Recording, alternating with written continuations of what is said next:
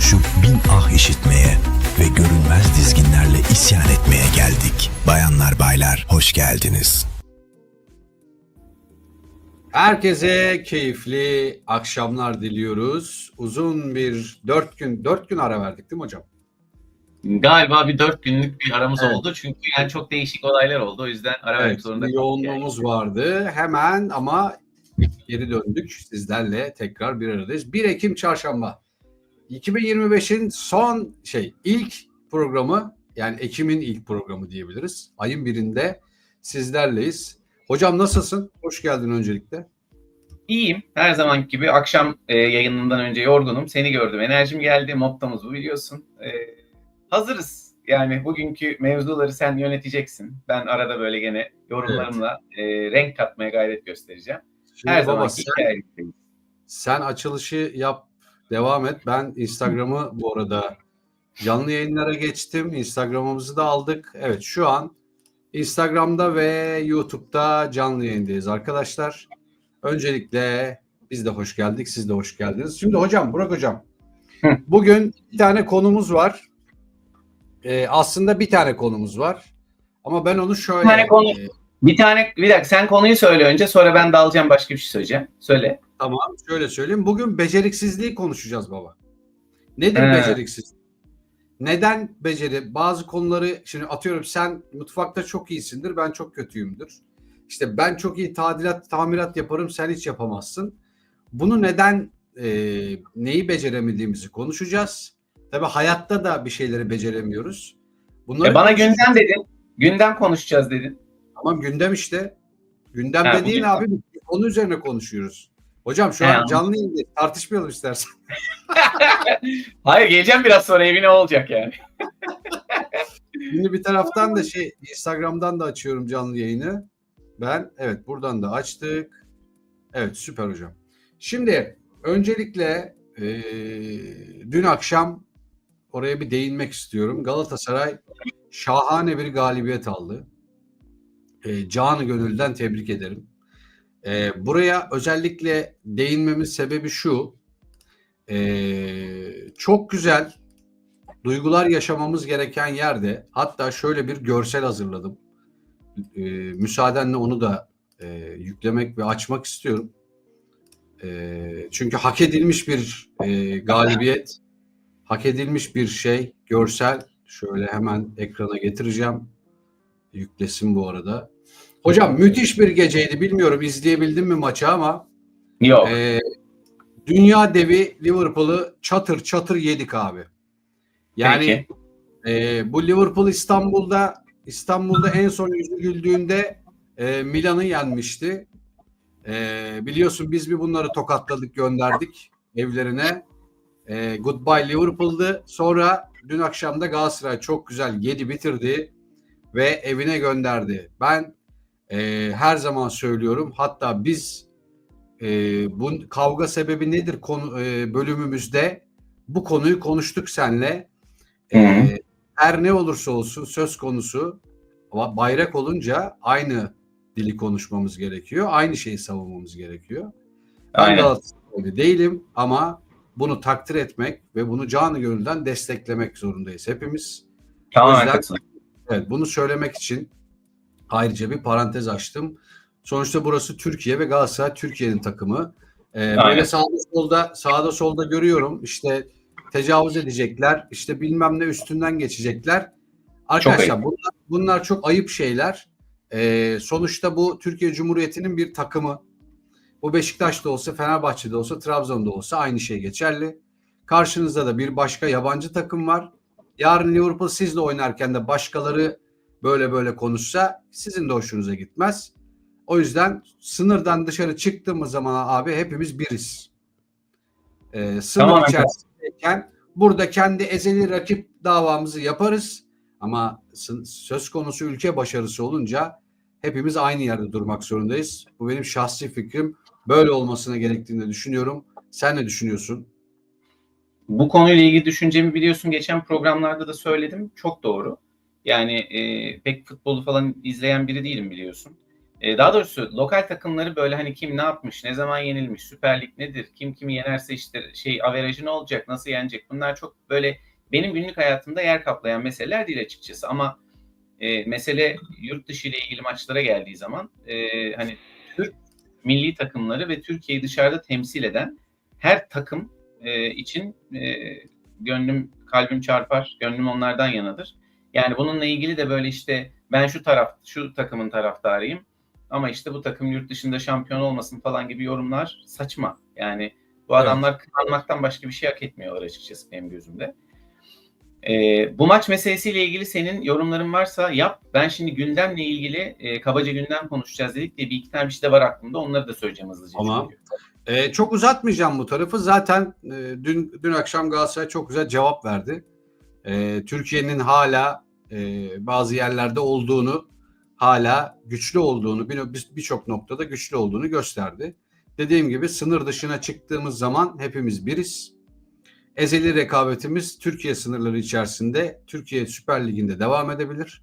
Ama hepimiz birbirimizi desteklemek zorundayız. Yani kahpece yorumlar yapıp bunu burada takımdaşlık diye bir şey yok. Takım ayırmıyorum. Bunu Galatasaraylı da yapıyor. Fenerbahçeli de yapıyor. Beşiktaşlı da yapıyor. Ayıp yani, bu yapılmaz. Sadece gurur duymak lazım. Ben şahsen gurur duydum. Ve bir Beşiktaşlı olarak da bu ekrana da bir Galatasaray şeyi getirdim. Tekrar söylüyorum. Bununla da gurur duyuyoruz. Tekrar teşekkür ederiz. Bütün oyunculara ve teknik ekibe böyle yani devam. O takım orada şu anda Galatasaray değil yani. O takım şu anda aynen öyle. Aynen Türkiye'yi öyle. temsil eden bir milli takımdan hiçbir farkı yok. Yani Kesinlikle. onun için dediğim gibi aksini düşünenler bir şey yiyebilirler. Onu burada yani kendileri bilirler. Anlayabilir. Kendileri bilirler. Biz elimizden geleni yapıyoruz, anlatıyoruz.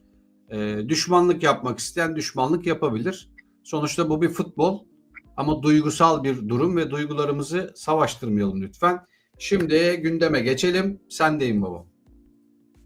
Şimdi şöyle gündemle ilgili şimdi Amerika'da çok ciddi meseleler oluyor. Onlardan kabaca biraz bahsedeyim istiyorum. Çünkü dünya ekonomisini ciddi anlamda etkileyen şeyler bunlar. Bir hükümet kapanması diye bir olay var. Son günleri takip ediyorsa insanlar belki işte görmüşlerdir. Şimdi Amerika Birleşik Devletleri'nde hükümet şu an yani işte hükümeti, Trump hükümeti kongrede bir bütçe için bir şey veriyor. Tasarıda bulunuyor. Hani bana para verin diyor. Bu parayı da kongrenin onaylaması gerekiyor. Genellikle bunlar onaylanıyor ama şu anda yaşanan durumda nedense kongre, aslında nedense de değil. Yani belli çünkü sebepleri var. İşte temel anlaşmazlıkların sebeplerinden bir tanesi işte demokratlarla cumhuriyetçiler arasındaki bu sağlık sigorta sübvansiyonları deniyor. Bunlara işte Affordable Care Act deniyor orada. Bunları yapmıyorlar, onaylamadılar. İşte federal harcamalarla ilgili bazı şeyleri onaylamadılar. Ekonomik harcamaların bazılarında işte ne gerek var dediler. İşte senatoda gene geçici finansman teklifleri reddedildi falan. Böyle durumlarda yani sözün özü bir kapanma denen, hükümet kapanması denen bir olay oluyor. Tamam mı? Burada bütün devlet harcamalarına getiriliyor, duraksama getiriliyor.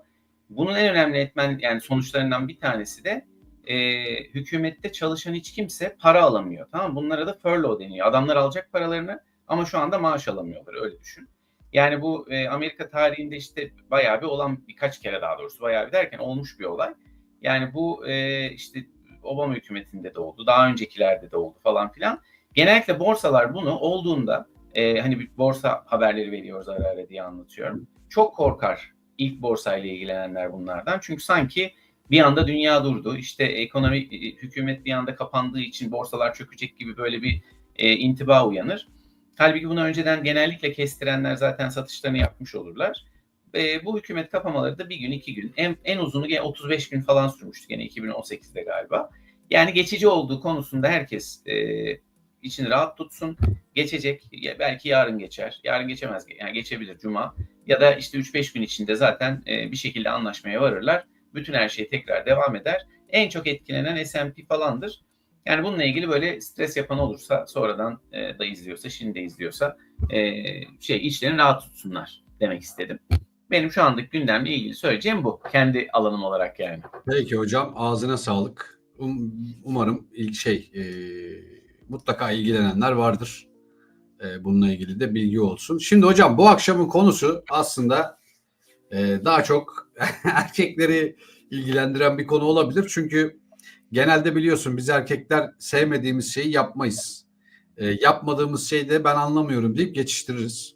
Hı hı. Aslında anlıyor muyuz yoksa anlamak istemiyor muyuz orasını bilemiyorum.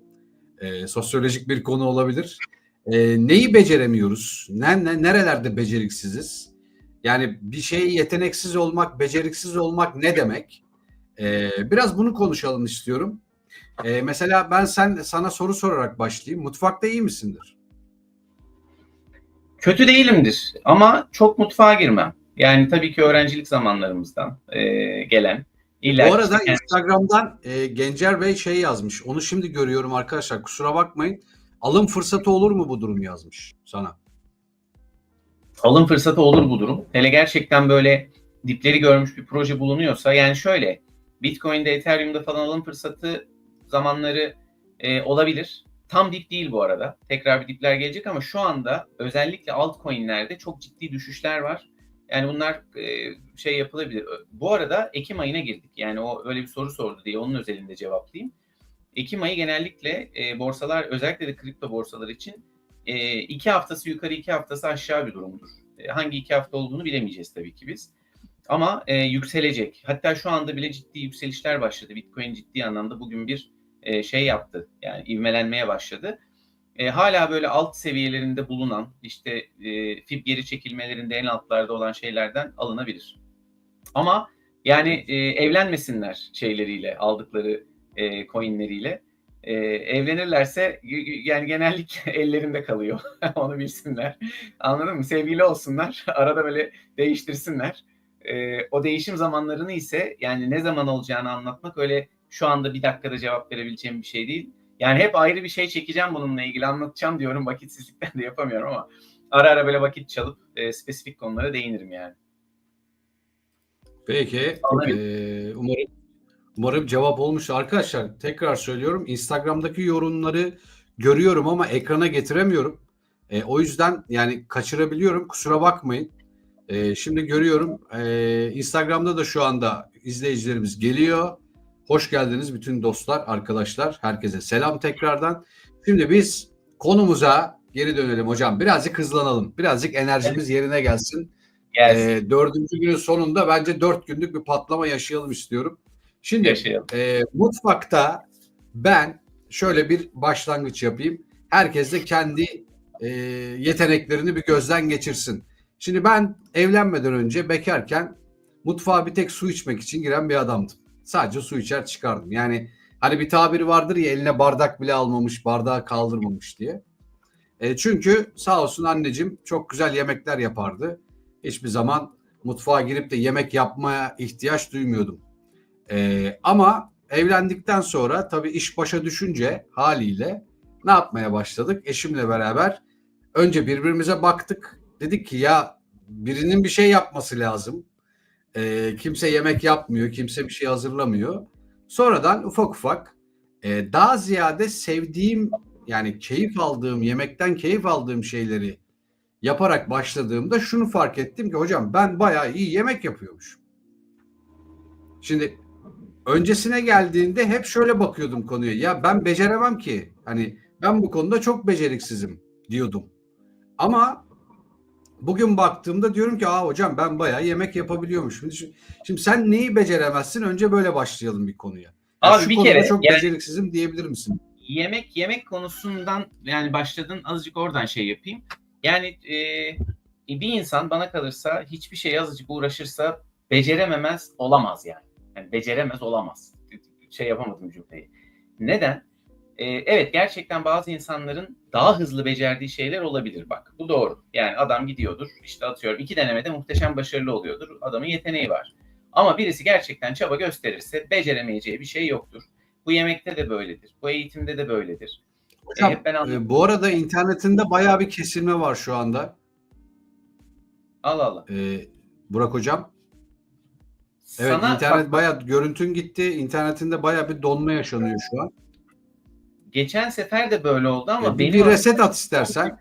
sanırsam sana donuyor bu. Diye düşünüyorum. Yani yayından kaynaklı da olabilir. Ama bir reset at istersen. Şu anda düzeldi mi? Şu anda görüntün gitti. Yok. Şu an düzelmedi. Şeyden Hala yazıyorlar da aynı sende şey bir devam ediyor. problem yok yani görüntüde, internette bir problem yokmuş. Bizim Şu aramızda an bana donma kalırsa. yok diyor. Bizde oluyor herhalde. Şu an düzeldin galiba. Evet, şu an düzeldin hocam. Düzeldi mi? Bizim aramızda gitme Evet. gelme oluyor. Şu an Tamam.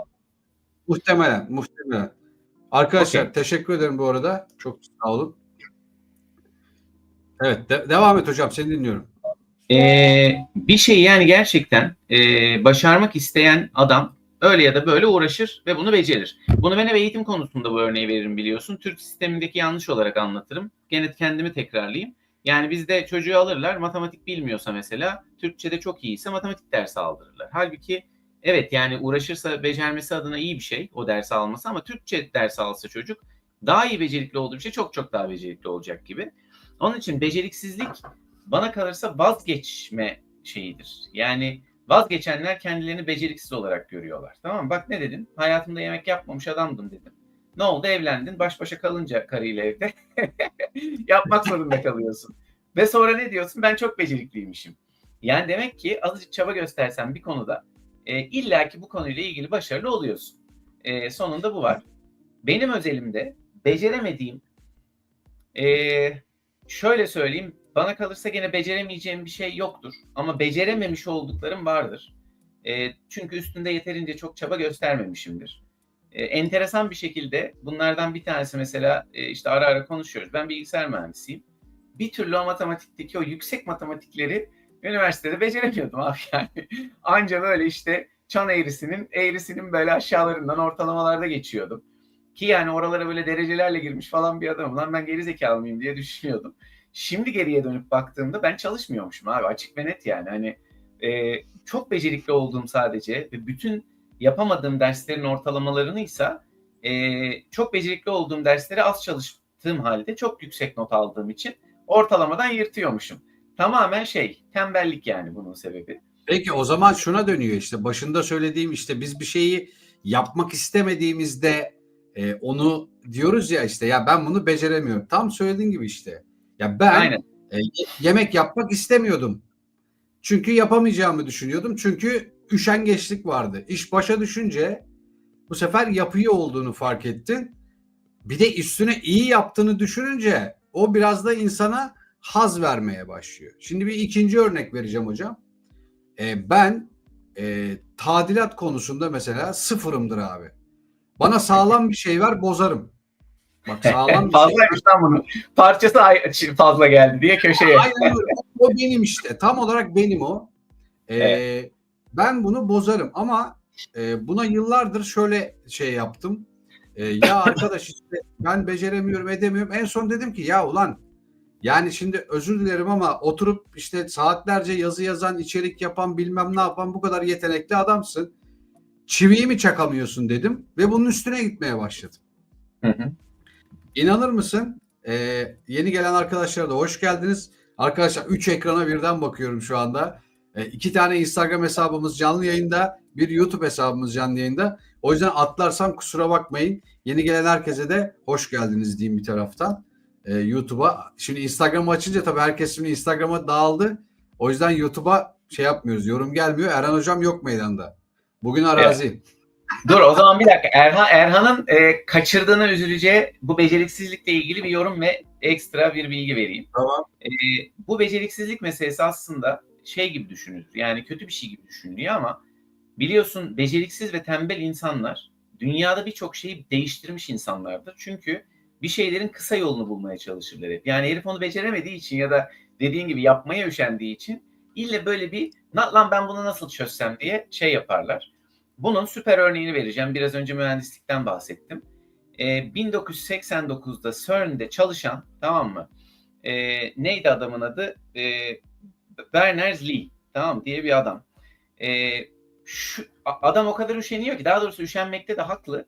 Ekip arasında abi CERN'de çalışıyorlar. Teknik inanılmaz şeyler yapıyorlar ve etkileşim, aralarındaki iletişim çok zor oluyor. Yani bir şekilde birbirleriyle iletişim kurmak için işte atıyorum mektup yazıyorlar, telefon ediyorlar, odur budur falan filan derken bir şey kuruyor. Diyor ki bir sistem kurayım ben. Birbirimiz arasında çok hızlı iletişim kuralım. Bugün sizin şu anda www diye yazdığınız sistemin temellerini atıyorlar. Yani World Wide Web'i bu adamlar birbirleriyle sadece ulaşmasınlar, daha hızlı iletişim kursunlar diye başlatıyorlar. İşte bir HTTP protokolü yapıyorlar. Ona Hypertext Transfer Protokol deniyor. Ardından işte sen HTML 2 nokta üst üste bla bla yazıyorsun ya. İşte o da onun Hypertext Markup Language denir. Yani arka tarafta olan kodlarını yazıyorlar. Sonra bunlara bir isim veriyorlar. Diyorlar ki işte sen bana ulaşmak istiyorsan www.cern.net'e gireceksin diyorlar. Bu da senin bugünkü URL'in oluyor. Yani bak altında üşengeçlikten dünyanın gidişatını değiştiriyor herifler. Bunun gibi düşündüğün zaman aslında birçok örnek bulabilirsin yani. Aslında çok enteresan bir konu gerçekten.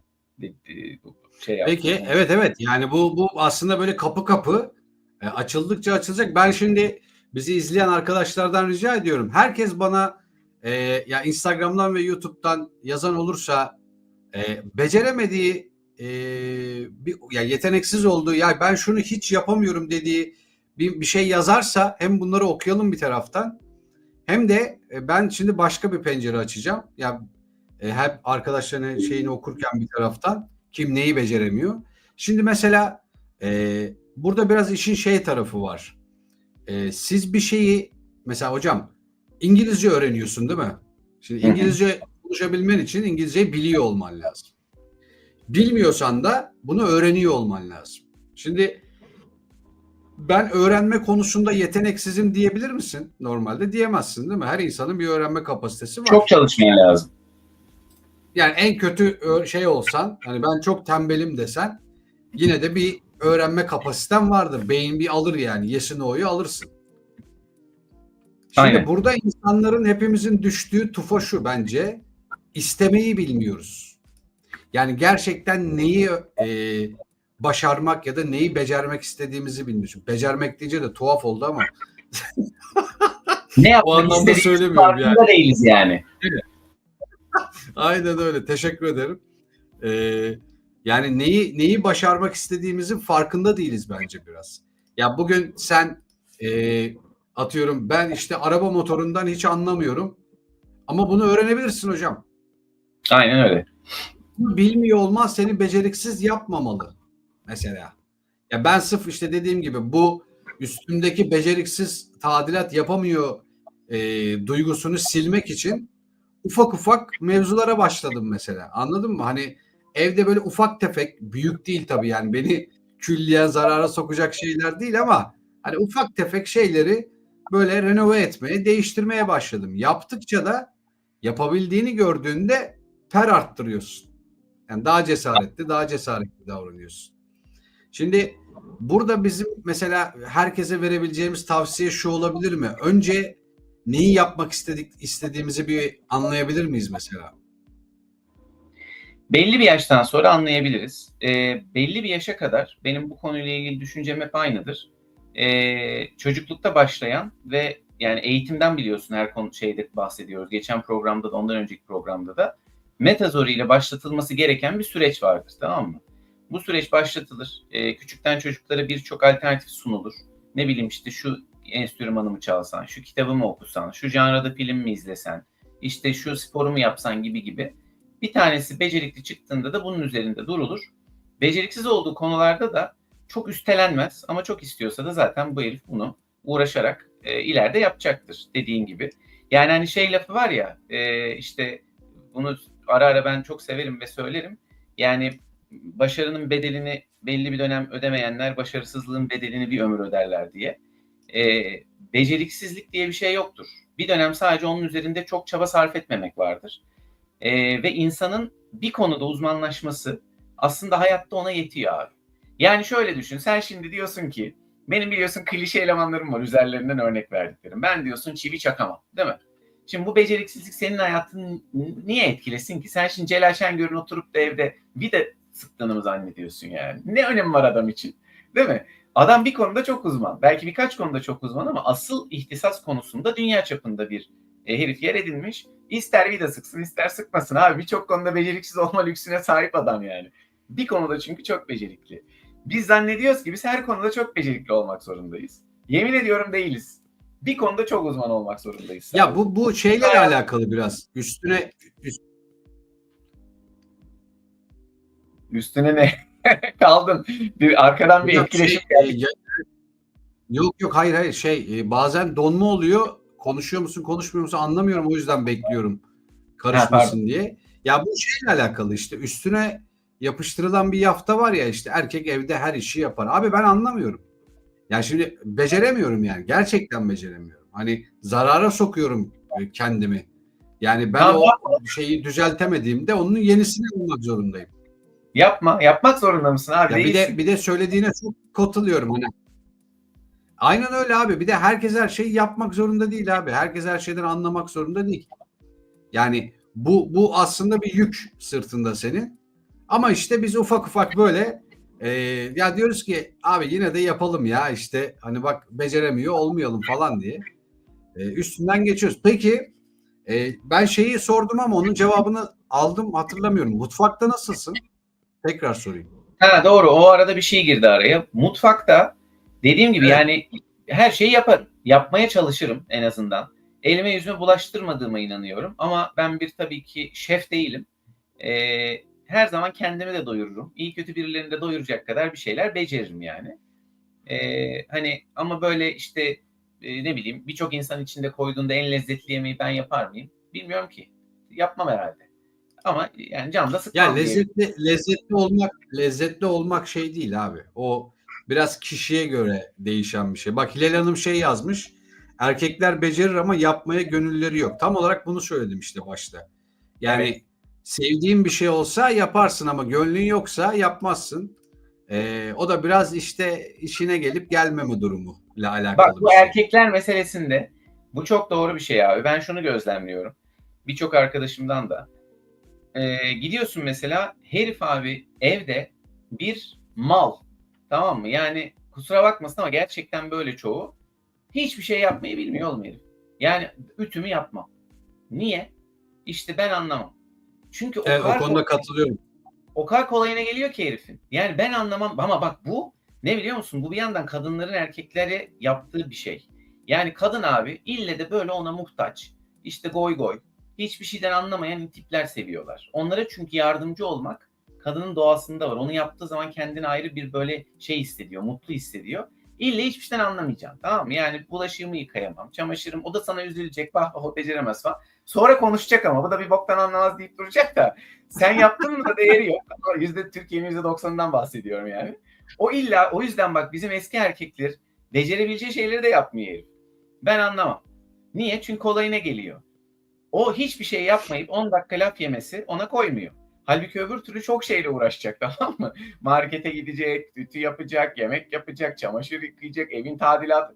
Ne sorulsa ben Evet. anlamam bilir falan. Aslında yani belki de onlar çözmüş, biz mi mallık yapıyoruz onu da bilmiyorum açıkçası. Yo hayır, katılmıyorum. Şöyle, şimdi evde başkasıyla beraber yaşayınca bunu ben öğrendim açıkçası. Şu mantıkla öğrendim. Şimdi sen normalde mesela kadınlarda temizlikten yakınır ama sen normalde mesela şu anda evli olmasan, bekar olsan, tek başına yaşıyor olsan evinin temizliğini yapacak mısın hocam? Niye yapayım? Yeri gelecek Yapıyorum. yapacaksın. Evet. Yemeğini yapacaksın. Aynen öyle. Yapacaksın. Ofisin var. Ofisini temizliyor musun? Temizliyorsun. Yani o yüzden öncelikle herkes kendisi için yapıyor bunu. Başkası için yapmıyor. Tabii Yani ben tabii. bugün işte bak kardeşim ben anladın mı? Ya ben temizlik yapmıyorum. Niye yapmıyorsun abi? Yani niye Ya, yapmıyorsun? Leş gibi yap. mi yaşamayı seviyorsun? Yok bunda bir Hayır, şey yani. yapan var.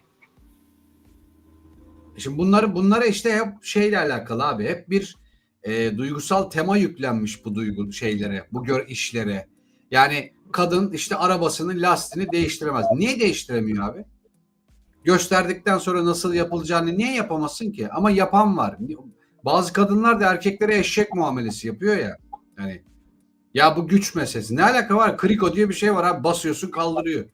Hani Sibop diye bir şey var yani. Basıyorsun tuşuna şişir. Yani şimdi kadın erkek savaşına döndürmeyeyim hikayeyi ama bunun Yok yok kadın erkeği anlattığım meselenin kadın erkekle alakası yok. Ben konuyu oradan da aldım diye örnekler oradan gidiyor. Yani bununla ilgili başka örnekler de verebiliriz.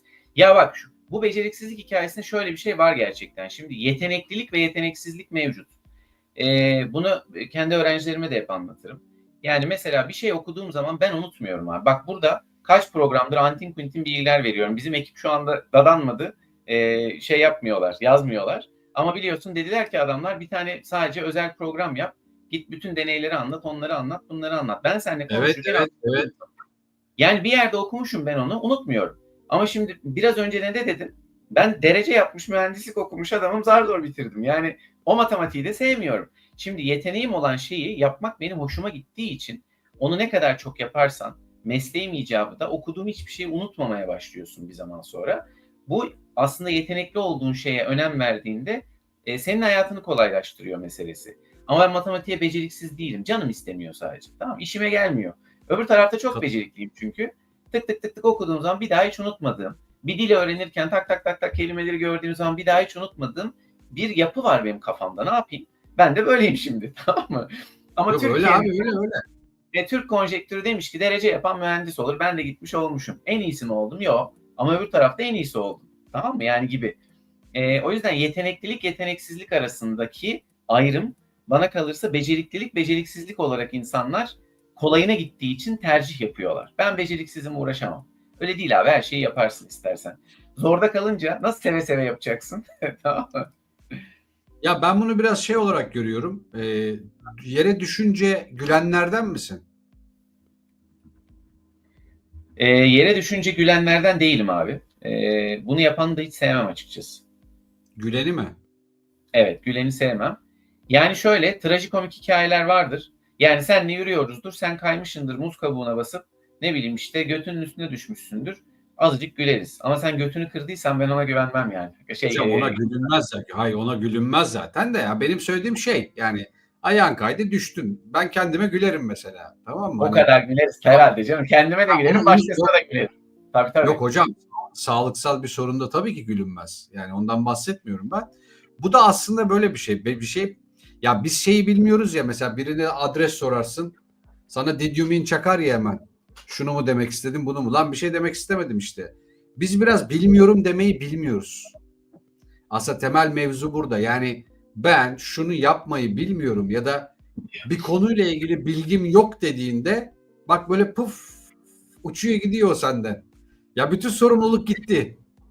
Anladın mı? Hani bunu da yapama kardeşim. Hani bunu da becereme yani. Ben de rahatlayacağım, sen de rahatlayacaksın. Emin ol yani. Biraz Doğru. orada da şeyiz abi. İşte, hep bir hero'luk var. Ya bu biraz şeyle alakalı, kültürel bir konu ya. Yani hep bir sırtımıza pelerin alma durumu var işte. Biliyorsun o mangalda da vardır ya. Çekilin mangalı ben yakacağım. Sanki çok mataf bir şeymiş gibi.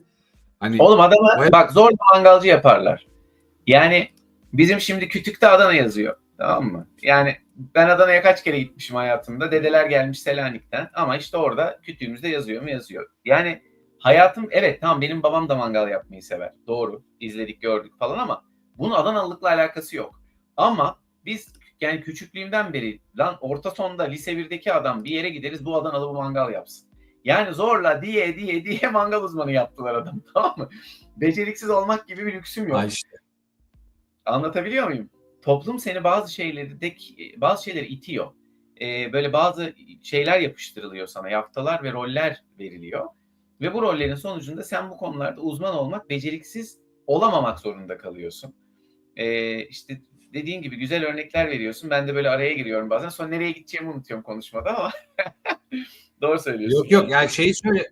Şunu işte hocam, oradaki mesele senin onu sana söylediklerinde bilmiyorum, yapamam diyebiliyor olman lazım. Yapamam diyemeyiz diye. Bunu diyemediğinde ihale, aynen oradan geldik. Yapamam bunu dediğinde diyemiyorum. ihale sana kalıyor. Çok doğru. Yapamam diyemiyorsun çünkü millet İşte, sana sen bunu yaparsın. maalesef demen lazım yani. Valla onu belli bir yaştan sonra öğreniyorsun. Ama işte bak orada tekrarlıyorum. Yapamam dediğin şey birkaç şeyi o kadar iyi yapacaksın ki yapamam dediklerin göze batmamaya başlıyor o zaman. Tamam mı? Yani çünkü bu adam bu konuda çok iyi, her şeyi bilmek zorunda değil noktasına geliyorsun. O da bana kalırsa yaşla alakalı. Yani belli bir yaşa kadar herkesin kendini böyle bir ispat etme çabası var ya hayatta. İşte ben her şeyi beceririm. Arabada tamir ederim, bilgisayardan da anlarım, dil de bilirim, top da oynarım, bilmem ne de. Yani her şeyi yapmak zorunda değilsin aslında. Evet, tam olarak ondan bahsediyoruz. Bir de sıkıntı şu, bana kalırsa insanlar kendileri için bir şey yapmıyorlar. Yani zevk aldığın şeyi yapmaya devam edip 20 tane şeyde uzman olabilirsin abi. Çok iyi basket oynarsın, bir yandan yüzersin, bir yandan işte ne bileyim kendi mesleğini iyi yaparsın, araba kullanırsın. Hobidir bunların adı, tamam mı? Ama biz bunu başkalarına göstermek adına yaptığımız için ve bazen de böyle ben bunu yapamazsam ne olacak korkusunu yaşadığımız için biz kendimize beceriksiz olduğumuz şeyler var yaftası yüklüyoruz. Halbuki öyle değil yani. Sen onu çok beceremesen de mutlu oluyorsan yapabilmelisin yani. Senin hobin diyelim, tamam mı? Tahtadan at yapacağım. Abi o ata değil, istiyorsan ineğe benzesin. Seni mutlu ediyorsa yap yani. Ne olacak ki? Hocam biraz felsefe katacaksın. Bence at dediğinde konu kapanacak yani. Anladın mı? Hani seni kim değerlendirecek ki? Yani seni kim değerlendirecek? Hayır bu böyle değil diye. Ama Kimse işte değerlendirmeyecek. benim dediğime geliyor. Bak, seni bir sürü adam değerlendiriyor. Oradaki sıkıntı şu. Sana adam yaptın tahtadan atı. Tamam mı? Gitti dedi ki bu herif beceremiyor. Bu herif inek yapmış aslında. At değil bu. Sen öyle bir noktada olursan hayatta sana ne oğlum, ister inek yapar at derim, ister at yapar inek derim. Atıyorum, tamam. Benim zaten hayatta rüştümü ispatladığım bir mevzu var. Bununla mı sen beni yargılıyorsun? Sen kimsin diyebildiğin an bir kere ya da iki kere. Üçüncüsünde emin ol, adam sana bakar ne kadar güzel at olmuş der. Tamam, çünkü yemez yani sana konuşmak, sıkar. O da birazcık güçten geçiyor. O da birazcık şu andaki devrimimizde ne yazık ki işte ya bilgiden ya paradan geçiyor. Muhtaçlıktan geçiyor. Birilerinin sana muhtaç olması gerekiyor ki her yaptığında çok becerikli olabilir. Onların gözünde. Ya şöyle bunu burayı finalize edebiliriz. Bir kere başkası için değil, kendiniz için bir şeyleri yapıyorsanız. Dediğim gibi bilmiyorum demek hakikaten dünyanın en konforlu kelimesi. Bunu söyleyebilirim. Sizi çok rahatlatır, çok hafifletir. Bu arada Instagram'da arkadaşlar 141 kişi bizi izliyor. YouTube'da 298 kişi. Abone olursanız, bizi takip ederseniz, yorum yaparsanız çok sevinirim. Arda yalvarışa geçti. Abone olun, takip edin. Ne olur. Ben de moddayım. Olmazsanız olmayın. Hayır. Ya gerçekten abone olmak bir tarafa, yayını beğenmek bizi çok yukarı atıyor. Bunu bir ihtiyaç olarak, ya bizi beğenin anlamında söylemiyorum. Bir megaloman edasıyla söylemiyorum. YouTube'un istediğini gerçekleştirmeye çalışıyoruz. Hepsi bu. Yoksa bizi beğenmeyin değil mi? Bizim neyimizi beğeneceksiniz yani. Peki. Şimdi bu beceriksizlikten ufak şuraya atlayacağım. Sen normal hayatında mesela birçok şeyi kendin mi halletmeyi seversin? Yoksa destek almak hoşuna gider mi? Yok. Yani o konuda çok megalomanımdır. Gerçekten bu böyledir. Bunun başka bir türlüsünü söylediğim an burada beni tanıyanlar topa tutar. Yani bu benim sevilen ya da sevilmeyen bir özelliğim ama ben her boku kendim halledebilirim diyen bir adamımdır abi. Yani beceririm, becermem. Çok önemli değil. Günün sonunda tabii ki zamanım ya da harbiden belki becerilerimin, tecrübemin yetmediği meselelerde insanlardan hani yardıma başvurmaktan da çekinmem. Bak, öyle bir şeyim yok. Ama yapamayacağım bir şey olmadığına inanırım. Yapmıyor olmak başka bir şey. İlla ki beceririm diye düşünürüm. Tamam, biraz uğraşsam çözerim. Ne olacak ki yani? Hani uzay fiziğim derim. Benim fix laflarımdan biridir. Ne var yani? Bulunur bir yolu. Stres yapmam genelde. Böyle akışına bırakırım. Bir şekilde yani su akar yolunu bulur. Ben öyleyim ama bu doğru bir şey midir, değil midir? Onu bilemem tabii yani. Böyle. Ben de eğer çok hayati bir şeyse, hiç yani yapamayacağımı düşünüyorsam ya da o eşiği atlayamayacağımı düşünüyorsam hiç vakit kaybetmeden doğru desteği bulmaya çalışırım. Hani bende de şey yoktur yani, bir deneyelim olmazsa B planına geçeriz yoktur. O anda gerçekten çözmem gerekiyorsa o konuyu. Bunların hangisi doğru bilmiyorum, onu tartışamam. Doğru yanlış ama yok. Yani. Aynen öyle. Ya arkadaşlar şimdi tabii şöyle bir hikaye de var. Sabır denen bir şey var ya, bu çok önemli bir faktör. Şimdi bir şey yaparken sabretmek, sabırlı olabilmek, yani onun bitişine kadar işte onunla uğraşıyorsun. kan ter gözyaşı bilmem ne falan. Finalde işte o sonuca ulaşmak için beklemem mi lazım yoksa hemen işte ya ben uğraşamam abi vereyim parasını yaptırayım mı düşersin? Hani onu aslında temel olarak sormak istedim. Sen de bence Olayın çok güzel Olayın ciddiyetine bağlı. O konuda haklısın. Tabii şimdi ben de yani adam gitmiş atıyorum kalp krizi geçiriyor. Ne olacak ya şunun bir çözümünü üretelim bakalım şurada bir deneme yapalım demiyoruz. tabii ki de Ama hocam. genel Kesinlikle. manada hani zaman açısından çok elzem değil. Bunun çözümü nasıl olabilir? Yani şunu seviyorum. Benim için abi hayatta bir iş nasıl yapılacağını kafamda çözdüğüm an bitmiştir. Yapmama gerek yok, tamam mı? İlle böyle problem olması gerekiyor. Yani eski arabaya binmeyi severim. Bir tıkırtı gelecek, ben onu dinleyeceğim, tamam mı? Ne bileyim işte bilgisayarımda bir şey çıksın. Ya geliyorum her şey tıkır tıkır çalışıyor. O yüzden mesela Apple'ları sevmiyorum abi. Bozulmuyor. Ama yani hiç bloktan kendime Linux yüklüyorum burada. Bir şeyler Ama bak kurcalıyorum. kendi kendine sen bunu seviyorsun demek ki. Haz alıyorsun bundan. Evet, yani bir problem olmayan hayat çok sıkıcı bir hayat haline dönüşüyor bir süre sonra.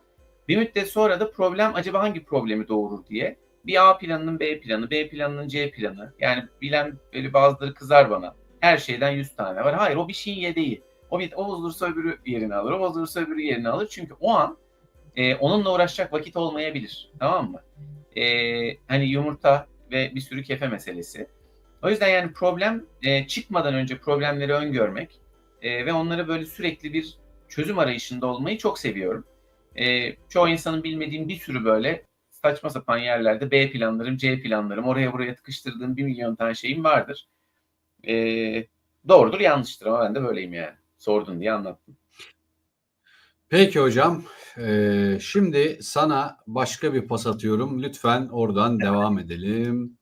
Şimdi bireysel olarak neyi becerip neyi beceremediğimizi aslında temelinde işimize gelen şeyleri yapıp işimize gelmeyen şeyleri yapmadığımızı anladık. Yani bir insanın beceremiyorum diye Türk kahvesi yapmayı beceremiyorum diyemezsin abi. Yani Yok öyle bir şey. IQ'nun 10 falan olması lazım ki sen onu yapama. Anladın mı? Yani 3 tane bileşen var. Kahve, su ve şeker. Hadi sade içiyorsan 2 bileşen var. Bunları yapamıyorum dersen orada başka bir hikaye vardır. Sen yapmak istemiyorsundur. Şimdi Bir bireysel saniye olarak bunu Bir saniye araya gireceğim. Sana da ek katkıda bulunacağım. Abi psikolojide şöyle bir hastalığa giden bir problem var. Buna perfectionistlik diyorlar. Yani mükemmelliyetçi insanlar diye bir sıkıntı var. Bazı insanlar bir şey %100 yapamıyorsa yapmaktan vazgeçiyor, tamam mı? Yani geçen konuştuk biliyorsun. Bir işte araba yarışını 1 saniye önde kaybetmekle 1 saniye işte arkada bitirmek arasında 1 saniye var. Kazananla kaybeden. Şimdi bunun atıyorum sınava giriyorsun 60 ile geçiliyor. Benim 100 almam lazım. Takıyor bazısı. Ve o sınavdan 100 alamadığı müddetçe bu işi bırakıyor. Bu bir psikolojik hastalık, tamam mı? Yani bu hastalık, bak bunun adı var yani psikolojide. Bu insanları etkileyen bir şey. Bizim bahsettiğimiz şu anda bu insanlar değil. Yani bunlar çünkü kendilerini öbür türlü düşünmek, yani düşünemiyorlar. Yapamadıkları, tam anlamıyla yapamadıkları her şey onlar için başarısızlık ve bir daha yapılmaması gereken bir şey olarak görüyorlar. Ve hayatlarında da çok mutsuz oluyorlar. Halbuki idare edecek kadar yapıp kendine yetecek kadar yapmak, bir sınava 60'la mı geçiyorsun? 65 almak da kötü bir şey değildir, bir başarıdır demek lazım. Bunu da yapamayan, yani senin kahve örneğinden koy işte suyu, kahveyi, şekeri, değil mi? Köpürsün, rezil olsun. Yaptın mı yaptın. Olmadı mı olmadı ama yaptın yani, bir dene bakalım. 5. de becerirsin. Örneğimiz buradan. Doğrusun. çok katılıyorum söylediğine. İşte burada tamamen yapmak istemekle yapmamakla alakalı. Peki şimdi bunu şöyle toplumsal bir yere devireceğim. Tabii ki biz bunu geyik sohbeti olsun diye açmadık arkadaşlar. Bu arada tekrar söylüyorum, Instagram'da ve YouTube'da beceremediğiniz şeyleri de bize yazarsanız bunları da sesli okuruz arkadaşlar. Şimdi hocam gelelim ülkece neyi yapamadığımıza, ülkece neyi beceremediğimize.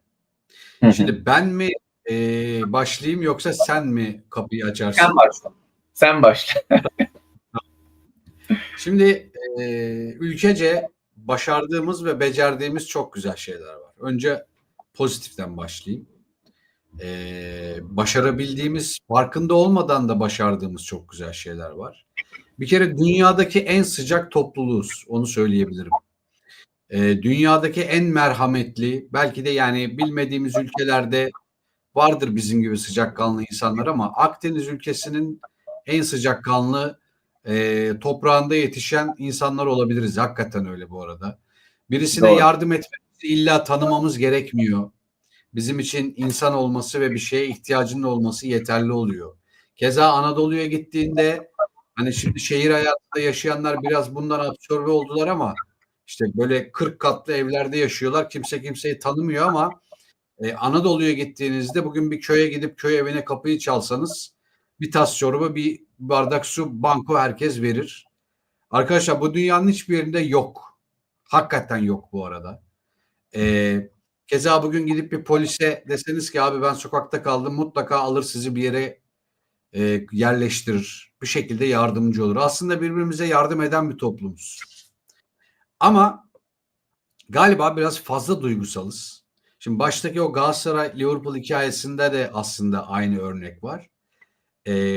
Sürekli toplum olarak birilerine bir şey kanıtlama çabası içerisindeyiz. Yani ben buna bir taraftan da şöyle bir yorum yapabilirim. Encilik var ya, parantez içinde en. Yani en çok benim. Hani atıyorum en büyük Beşiktaşlı benim. En iyi arabayı ben kullanıyorum. İşte en iyi takım Galatasaray. İşte en çok Atatürkçü benim. Ya da en dindar. Ya bu en kelimesi bizim başımıza belaya sokan tek kelime abi. Yani ben hayatımda bu kadar ego ile çevrilmiş başka iki harf görmedim yan yana gelen. İnanılmaz bir şey. Yani seni benden ayırmak için kullanacağım şey ben senden daha iyiyim. Ya da ben senden daha güçlüyüm. Bak bu çocukken başlıyor. Çocuklar okulda birbirlerine evdeki eşyalar üzerinden ya da odalarındaki sahip oldukları oyuncak üzerinden akran zorbalığı yapıyorlar. Mesela atıyorum benim oyuncağım seninkinden daha güçlü, daha büyük, daha pahalı. Keza Evet, yetişkin oluyorsun. Senin araban benimkinden daha zayıf, daha ucuz, daha hep böyle bir sıralama var ve bu aslında sosyolojik olarak seni bölüyor. Doğru. Şimdi sen mesela hayatında bu tarz mesela bir şey görüp özenirsin elbette ama ulan bu adam kim ki bu adamın işte atıyorum bindiği araba benimkinden daha iyi olabilir diye böyle duyguların var mı? Yani öyle kıyaslama duygularım yok abi. Bak herkesin bir parantez açayım sonra Türkiye'ye döneceğim. Önce sorunu cevaplayayım. Herkesin hayatta geldiği nokta, bunu hep anlatırım, hep de böyle anlatırım. Başladığı yerle alakalıdır. Tamam mı? Yani senin hayatta başladığın yer ilk araban Tofaş'tır. Bittiği yerde Volkswagen'e binmeye başlamışsındır. Büyük bir başarıdır. İlk araban Mercedes'tir. Sen artık yani Ferrari'ye binemiyorsan günün sonunda da o senin başarısızlığındır. Tamam mı? Onun için yani başka birilerine bakıp böyle onun niye var benim niye yok derken yani onun yolundan yürüdün mü? Onun hayatını yaşadın mı? Onun geçtiği yollardan geçtin mi? Tamam mı? Yani bu şöyle bir hikayeye dönüyor. İşte bakıyorsun mesela adam hırsızlık yapmış. Ya bu arada ahlaksız suçlardan bahsetmiyorum tamam mı? Yani bunun haricindeki ama insanların hatalarına da bakıyorsun bir yandan. Diyorsun ki işte bu gitmiş ondan çalmış. Acaba sen hayatında onun o hırsızlığı yapmasına sebep olacak olayları yaşadın mı? Yani doğru bir şey olduğunu savunmuyorum. Suç almama yani suç değildir demiyorum. Cezalandırılmamalı demiyorum. Ama onu o hatayı yapmaya götürmüş bir hikaye var. Sen aynısını yaşasan acaba ve senin nefsin bununla sınansa acaba aynı hatayı yapmaz mıydığını da bilmiyorsun. Tamam mı? Ben buna çok güzel bir sen bu arada konuşurken ben bir anket açacağım hocam. Kulağım sende Tamam. ama. Yani bunun adamın başına gelen olayları sen yaşamadığın için tekrarlıyorum. Acaba gelseydi senin başına sen nefsini kontrol edebilir miydin ve bu yanlışı yapmazdığını bilmediğin için insanları da direkt böyle her hatasında böyle nişan tahtasına dönüştürmenin bir anlamı olmadığını düşündüğüm gibi bir yandan da işte demin senin söylediğin soruda kimsenin bir şeyine bakıp bu adamın niye var benim yok demek de doğru değil. Yani senin geldiğin nokta başka, senin hayat görüşün başka, tanıştığın insanlar başka. En önemli şey kendi bulunduğun yerde o elinde olanlarla mutlu olmak. Tamam mı? Yani ben neredeydim ve nereye gittim? Şimdi sen eğer hep aynı yerde sektiysen kendini bir sorgulayabilirsin hayatta. Ben acaba neyi yanlış yaptım? Ama atıyorum geçen sene 1 lira kazanıyordum. Bugün 1-2, bir sonraki sene 1-5. 55 yaşına gelmişsin, artık 10 kazanıyorum. Belki birilerine de yardımcı olacak gücüm var. 70 yaşına gelmişsin, 100 lirayla bu hayatı kapatmışsın. Bu bir başarı. Ama bunu yaparken bu herif gidip yanımdaki komşum da 500 milyon kazanıyor dedin mi? O herif belki zaten 300 milyondan başladı, bilmiyorsun. Onun için çok da böyle yani millete bakmamak lazım. Sen eğer bulunduğun yerde mutlu olmayı biliyorsan bir noktadan sonra aslında mutsuz olmuyorsun hayatta. Tamam mı? Yani ben buyum. Bulunduğum noktada da işte elimdeki birçok imkanım var. Bunu hep söylüyorum, tekrarlıyorum. Kendi kendine, başkalarına karşı, başına gelebileceklere karşı güçlü olabilmekle mükellefsin abi. Başka hiçbir şeyle mükellef değilsin. Bunu Türkiye'de yaşayarak da yapabilirsin, başka bir ülkede yaşayarak da yapabilirsin. Nereye gidersen git, kimseye muhtaç olmadan başının çaresine bakabilecek donanımda ve güçteysen nerede olduğunun bir anlamı yoktur. Seni çünkü mutlu eden yani mekanlar, paralar, arabalar bilmem neler değil, olduğun noktadaki elindeki imkanlardır. Tamam mı?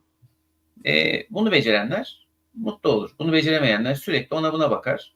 Zaten işte içinde yaşadığımız dünyada, sosyal medyada bunu biliyorsun, çok böyle açık bir şekilde rahatlıkla görebildiğin için başkalarını bir böyle sürekli işte niye ben öyle değilim, niye ben orada değilim falanlar filanlar.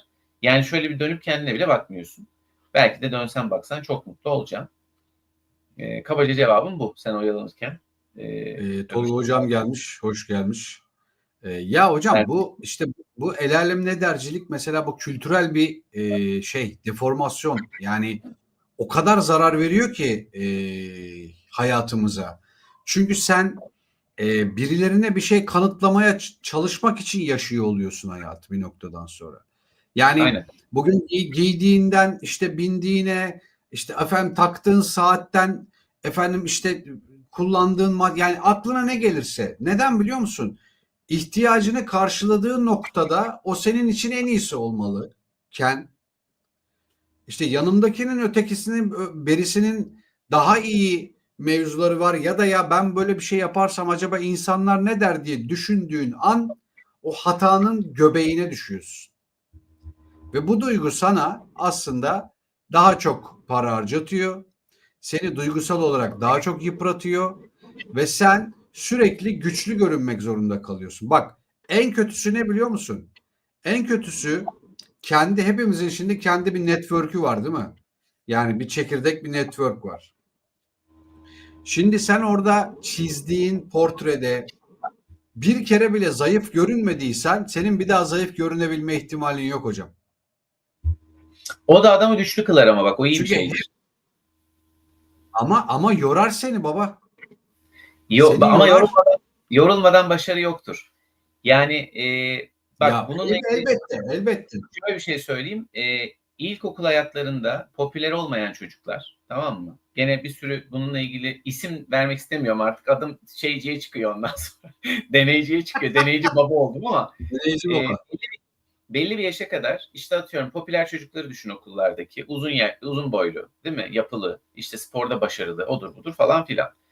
Belli bir zaman sonra 40 küsurlarına kadar bu çocukların belki 30'lardan sonra başlayabilir ama hayatta karşı ciddi bir eziklikleri vardır. Tamam, bu senin verdiğin sebepten ötürü. Ama bir noktadan sonra şunu görüyorlar. Başarı aslında senin hayata karşı duruşun, becerin, bilgin, tamam mı? Bunu anladıkları noktada adam genellikle eski çevresini bir kenara itiyor. Çünkü o çevrede hep futbol oynayamayan çocuk olmuş. O çevrede hep işte atıyorum arkadaşlarıyla kavga ettiğinde dayak yiyen çocuk olmuş. Sıska çocuk olmuş, o olmuş, bu olmuş. Adam bir bakıyor bir noktadan sonra bunlar boş iş. Bunu yapan insanlar da o zamanlar ekseriyetten diyoruz. Hepsinden bahsetmiyoruz. Hayat başarıları belli bir konuda çok ilerleyememiş. Neden? Çünkü adam hayatının hep birini döverek geçebileceğine inanmış. Hep güçle kazanacağına Aynen. inanmış. Hep işte sporda başarılı olduğu zaman o kaslarının hep kalacağına inanmış ama sen 40'ı bir aştığından işin bitti. Fiziksel özelliklerin geriye düşüyor. Diğer çocuklar da başka grupların içine giriyor. Ve emin ol o herif o eski ezikliğini bir kere öbür tarafta böyle bir onore ediliyor ya. Bir kere sahneye çıkıyor. Diyorlar ki bu adam başarılı. İşte o bir kere hissettiği duygu onu hep başarılı olmak zorunda kılıyor. Ve o çocuklar hayatlarının sonuna kadar aslında bugünkü en çok tanıdığın işte Jeff Bezos'lar oluyor. Değil mi? Elon Musk'lar oluyor. Bilmem sen düşünebiliyor musun Elon'un yani lise hayatında onu bunu dövdüğünü? Yüksek ihtimal dayak yiyordu. Ne oldu şimdi? O dayak ona atanlar şu anda kapısında sıraya giriyor. Hayat böyle bir şey. Doğrusu yanlışı yok yani. Ne yazık ki şeyler var. O yüzden ben şuna inanıyorum. Yani senin içinde bulunduğun grupta güçlü olmanı gerektiren bir durumdaysan ve böyle başladıysan böyle kalmaya devam etmek zorunda olmak bir yüktür, bir külfettir. Haklısın. Ama insanları da kamçılar diye düşünüyorum. Şahsi düşüncem. Hocam çok güzel yazmış Tolga hocam. Nesimi'ye sormuşlar. O yar ile hoş musun? Hoş olayım olmayayım. O yar benim kime ne? Hakikaten öyle. Tam olarak işte bu. Yani arkadaşlar siz var olabildiğiniz kadar yaşayın. Var olabildiğiniz kadar var olun ki sizi böyle ezik ya da eksik görenler kendi eksikliklerini fark etsinler. Sen belki de karşındakinin yarısı kadar hayatında mutlu göster ki kendini o tam hayatıyla neden mutlu olamadığını otursun düşünsün. Ya buradaki mesele tam aslında bu. Hani neyi tamamlamaya çalışıyoruz bu hayatta? Her şeyi. Hani sen şimdi bütün hayatın boyunca çalışıyorsun hocam. 50-55 yaşında belki istediğin o huzura ulaşıyorsun ama artık o genç sen değilsin. Belki de o parayı kazanmak azmindeki hayaller artık sende yok ve emekli olarak hayatına evet belli bir paran var, belli bir birikimin var ama artık o dediğim gibi enerji o sıcak adam sen değilsin. İşte hayat bu Deyiz. kadar basit bir şey. Aynen. Yani birçok şeyi yaşarken zamanında yaşamak önemli. O yüzden ben mesela hiçbir zaman muhtemelen zengin olamayacağım. Çünkü anda yaşamayı seven, işte bir şey yaşamak istediğinde ya bir 10 yıl bekleyelim de 10 yıl sonra bunu alırız diyenlerden hiçbir zaman olmadım. O yüzden para biriktiremiyorum muhtemelen ama yaşadığım her günde de asgari mutluluğumu her zaman cebimde gezdiririm. Bunu da benden başka kimse alamaz. O duvarımı örmüşüm çünkü kendi hayatıma. Şahsen zararını görmedim. Yani bu konuda şöyle tavsiye verebilirim. Kendi mutluluğunuzu yakalamayı bilirseniz, öğrenirseniz kimse sizi üzemez arkadaşlar. Onu söyleyeyim size. Çünkü senin beyninin içindekini bir tek sen biliyorsun. Karşındaki bile bilemez onu, okuyamaz. Senin yüreğindeki mutluluğu da bir tek sen bilebilirsin. Onu da sen istemedikten sonra kimse kıramaz, bozamaz diyeyim. Katılıyor musun tabii bilmiyorum ama bu benim şahsi yorumum. Tamamen katılıyorum. Ben yani bu seninle şu anda söylediğimiz her şey aynı şeye varıyor. Tek fark şu, mutlu olman evet içinde doğru ama mutluluğun bir yandan eziyetten geçtiğine inanan bir adamım. Yani bir zaman bir dönem hep böyle hatta hayatım boyunca bana kalırsa bazı böyle sorun yarat demiyorum. Ama üstüne gitmek zorunda olduğun şeyler olmalı. Yani atıyorum işte küçücük bir işe girersin. Zarar mı edeceğim, kar mı edeceğim bile seni diken üstünde tutan, arada böyle işte enerjini arttıran, moralini bile bozsa bunun için çözüm aramaya uğraşıyorsun. O çözüm de seni bir şekilde dinç tutuyor. Monoton hayat iyi değildir yani. Tamam mı? Evet yani yerimizde mutlu olalım, işte bildiğimiz şeyleri yapalım, becerikli olduklarımız üstüne gidelim. Ama bu kolay tarafı işin. Hep bunu yapmayalım. Arada bir de böyle sorun iyidir. Onu çözmek için uğraşalım. O sorunları bize başkası çıkarıyorsa da işte o başkasını ezecek kadar hayatımızda bir güç elde etmiş olmalıyız. Kimse bize sorun çıkarmıyorsa arada kendi kendimize eski arabayı binelim, lastiği patlasın, onu değiştirelim falan. Hani iyidir, anladın mı? Hep Yok, örneğini çok katılıyorum sana. Yani sorun insanı dinç tutar, taze tutar, enerjik tutar, koruma kalkanlarını açmanı sağlar. Çok doğru söylüyorsun. Yani bu gecenin de bana kalan son lafını ediyorum. Bir saati dolduruyoruz çünkü. Gene hep verdiğim bir örnektir. İlk programda mı, ikinci programımızda mı gene vermiştim. 100 küsur olduğumuz için artık biliyorsun. O zamanları hatırlayabiliyorum. Yani kalbi atan hastanın grafiği iner çıkar biliyorsun. Yaşam belirtisidir yani. Ne zaman ki düz olur, flatline, iş bitmiştir, ölmüşsündür. Bu kadar rutin iyi değildir yani. Tamam mı? Kesinlikle. Küçük yükselişler, alçalışlar hayatta böyle insanı zinde tutar. Birine sinir olursun, 2 gün sonra seversin. Bir daha sinir olursun, bir daha seversin. İnsanların böyle enerjilere ihtiyaçları var. Çok monotonluğa alışmasınlar diyerek bana ayrılan bu geceki bölümün sonuna gelmiş bulunuyorum. Çok doğru. Bence de ben de şöyle ufak şey yapayım. %100 katılıyorum. Yani monotonluk iyi bir şey değil ama siz kendi dediğim gibi kendi öz mutluluğunuzu ufak şeylerle sağlayabildiğiniz noktada diğerleri size ekstra bonus olur. Ya bugün hepimizin başına her şey gelebilir abi. Yani anladın mı? Hayat dediğin çok küçük ve kısa bir şey ve bugün hiçbirimiz ölmeyecekmiş gibi yaşıyoruz ama ölüm denen bir gerçek var. Şimdi geriye dönüp baktığında dün 20 yaşındasın, bugün 38-39 yaşındasın, 40 yaşındasın ve aradaki zamanı hatırlamıyorsun belki de. Çünkü flashback olmuş, anladın mı? O kadar hızlı geçmiş ki yok, arası yok yani. Ve insanoğlu yaşlanan ve eskiyen bir makina. O yüzden şöyle bakmak lazım. Ben Ahmet için, Mehmet için mi bu kadar tribe gireceğim şimdi? Yani adamla yarışmak için mi kendimi üzeceğim ya da bozacağım? Ya da sahip olamadıklarımı düşünüp mü kendimi mutlu edeceğim? Yoksa şu hayatta milyarlarca insan içerisinden bir tane, karınca gibiyiz hepimiz. Uçağa bindiğinde görürsün yukarıdan ne kadar zavallı olduğumuzu. Karınca gibi bir varlık olarak bu hayatta bu kadarını yapabilmişim. Ben de bu kadarıyla mutlu olmaya çalışayım demek mi doğru? Bence ikincisi. Birincisiyle yaşayanlar, emin olun kendinizi boşuna yıpratıyorsunuz. Çünkü Burak hocam, senin dediğin lafa katılıyorum. Dedeniz armatör değilse siz armatör olamayacaksınız. Bitti. Hiçbir zaman olamayacaksınız. Yani Patagonya'ya da gitseniz olamayacaksınız. Londra'ya da gitseniz olamayacaksınız.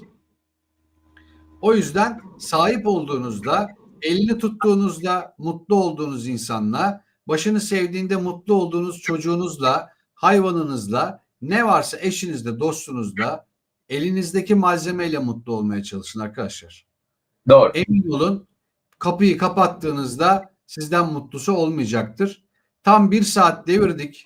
Çok teşekkür ederim. Instagram'dan ve YouTube'dan bizi izleyen herkese. Canlı yayınlarımız bu hafta devam edecek. Bizi izlemeye de arkadaşlar şöyle bir bu arada bir bilgi vereyim. Hani biz şöyle bir gün belirleyemiyoruz. Hani şu gün yapıyoruz, bugün yapıyoruz, şu gün yapıyoruz diyemiyoruz ama mümkün olduğunca birer gün, maksimum 2'şer gün arayla yapmaya çalışıyoruz. Hem bize de konu çıksın. Evet. Yani biraz çalışalım çünkü her akşam ana haber bülteni gibi olmuyor. Yani spesifik bir şey konuşmuyoruz çünkü ben futbol olsa atıyorum her akşam bir şey bulursun ama yani spesifik konular konuştuğumuz için her akşama bir konu bulmak çok mümkün olmuyor. O yüzden birer gün es vermek hem bizi rahatlatıyor hem sizin de inşallah öyledir. Bizi özlemenize sebep oluyordur.